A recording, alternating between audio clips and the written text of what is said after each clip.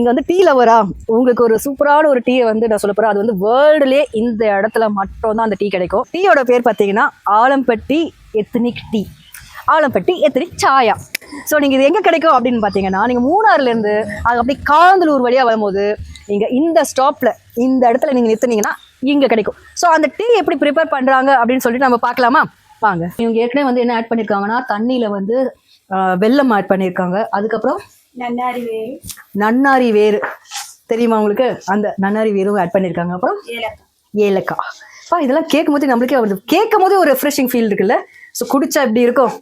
So இது வந்து செமையாக டேஸ்ட் இருக்கும். ஏன்னா நன்னாரி வேர் போட்டிருக்காங்க, கண்டிப்பாக வந்து சூப்பரான டேஸ்ட் இருக்கும். அது இங்கே மட்டும்தான் கிடைக்குது போல இருக்குது, அதனால தான் இது ஸ்பெஷலாக இருக்குது.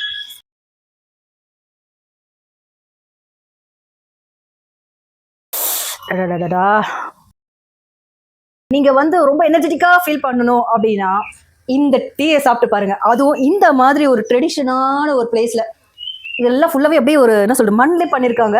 இங்க உள்ள உட்காரும் போதே ஒரு பீஸ்ஃபுல்லான வைப் இருக்கு. ஸோ அது கூடவே இப்படி எனர்ஜெட்டிக்கான வைப்புக்காக பா செம்மையா இருக்கு ஸ்மெல்லு. So chairs.